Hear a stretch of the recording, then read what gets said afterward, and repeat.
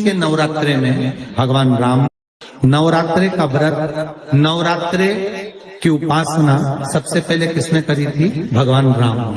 अश्विन के नवरात्रे में भगवान राम ने 9 दिन तक कलश की स्थापना कर लंकाधिपति रावण को मारने के लिए मां जगत जननी की आराधना की। भगवान राम ने मां जगत जननी की आराधना, मां जगदम्बा की आराधना। और कहते हैं मेरे राम ने प्रतिदिन मां आद्यशक्ति को निमंत्रण दिया और मां जगत जननी से विनती निवेदन कर कहा कि आपको प्रतिदिन आना पड़ेगा। इसलिए देवी भागवत में लिखा है कि नवरात्रे में एक दिन, जैसे प्रतिपदा है, पहला दिन है तो 1 कन्या का पूजन करो, द्वितीया है तो 2 कन्या का पूजन करो, तृतीया है तो 3 कन्या का पूजन करो, चतुर्थी है तो 4 कन्या का पूजन करो, पंचमी है 5 कन्या का पूजन करो, छठ है 6 कन्या का पूजन करो, सप्तमी है 7 कन्या का पूजन करो, अष्टमी है 8 कन्या का पूजन करो, नवमी है, जम के बोलो, 9 कन्याओं का पूजन करो।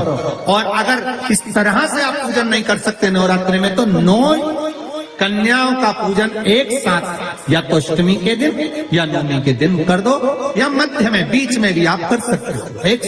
पर अगर आपकी कोई कामना है, आपकी कोई इच्छा है, मालूम पड़े, जैसे कई लोग कहते हैं कि हमारी इच्छा है, हमारी वो मकान नहीं बिक रहा, या हमारी वो जमीन नहीं खरीदी जा रही, या हमारी कोई कंपनी नहीं डल रही, या हमारे काम में ये अड़चन आ रही है, तो नवरात्रे में 4 नवरात्रे में से किसी भी नवरात्रे में आप नियम बना लो कि एक कलश की स्थापना कर एक दिन में 1 कन्या का पूजन कर उसको भोजन कराना, लाल वस्त्र देना, लाल चुनरी देना, दूसरे दिन में 2 कन्याओं का पूजन कर लाल वस्त्र ओढ़ाना, लाल चुनरी देना, तीसरे दिन में 3, चौथे दिन में 4, 5वें दिन में 5, ऐसे 7-9 दिन तक एक कन्याओं के क्रम को बढ़ाते आप उस पूजन का विधान प्रबल कर सकते। आज किसी का फोन था सुबह, तो कोई कह रहे थे कि हमें गुरुजी से बात कराओ, तो समीर जी ने बताया कि फोन आया था और वो बोल रहे थे कि हमें नवरात्रि में अगर मान लो कोई साधना करना हो तो कौन सी साधना करना चाहिए, हम किसकी आराधना करें, हम 9 दिन तक किसकी साधना करें।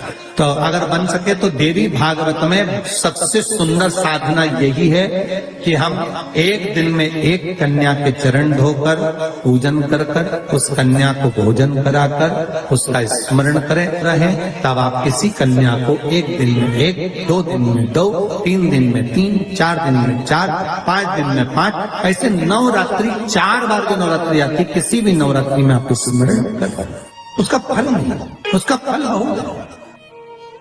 शिव पूजन का विधान क्या है? पुलस्त बाबा ने कहा जिस दिन मन में श्रद्धा और विश्वास दोनों प्रबल हो जाए, शंकर भगवान की जैसी मर्जी पड़े वैसी पूजन। स्त्री के लिए, नारी के लिए पुलस्त ऋषि कहते हैं भगवान को रिझाने के लिए विधान की जरूरत स्त्री को नहीं है, नारी को विधान नहीं। अच्छा एक बात बताना, बहुत सुंदर बात है, थोड़ा विचार कर बताना। आपकी गोद में छोटा सा बच्चा है, उसने गंदगी कर, आप मंदिर में हैं, महाकाल दर्शन करने गए, छोटे से बच्चे ने छीछी कर दी, गंदगी कर दी, जो भी करना था उसने कर दिया, आपने उसके कपड़ा चेंज कर दी, वापिस जाओगी, नहाओगी, उसके बाद दर्शन करोगी, उसके बाद जल चढ़ाओगी, जाकर नहाकर जल चढ़ाओगी क्या?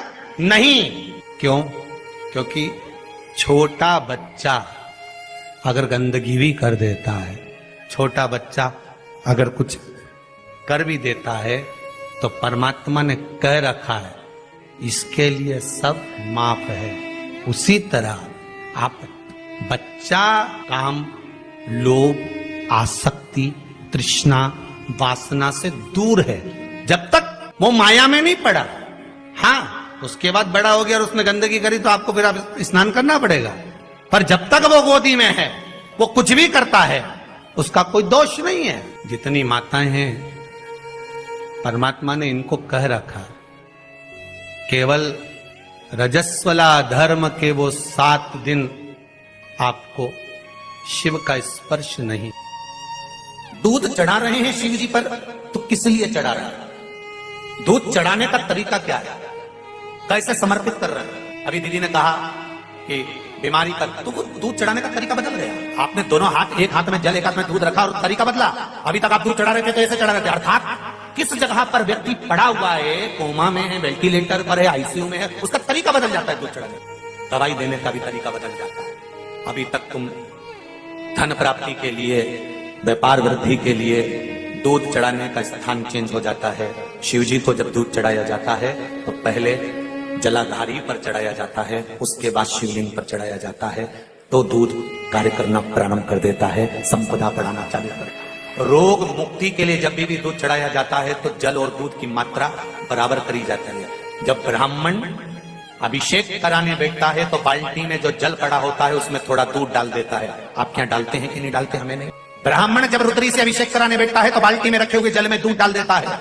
उससे पूछा कभी आपने कि महाराज जी आपने ये बाल्टी के जल में दूध क्यों डाला गया है? बाल्टी भरी हुई पानी की और उसमें थोड़ा सा तुमने दूध क्यों डाला है?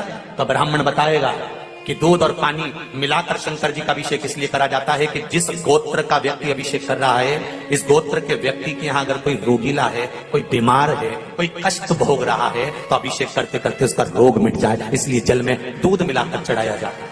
कभी ब्राह्मण से पूछो तो जब घर में संतान की वृद्धि नहीं होती है तो 7 कुआं बोलते हैं, तुम्हारे यहाँ बावड़ी बोलते हैं, तालाब बोलते हैं, जो भी हो, जहां जल का स्रोत बना हुआ, जल का जहां स्रोत बना, जल का स्रोत से मतलब होता है कि जिस कुएं में या हैंडपंप में या पानी जहां से आता रहता हो, ऐसे कुआं बावड़ी से 7 जगह से जल लाया जाता है।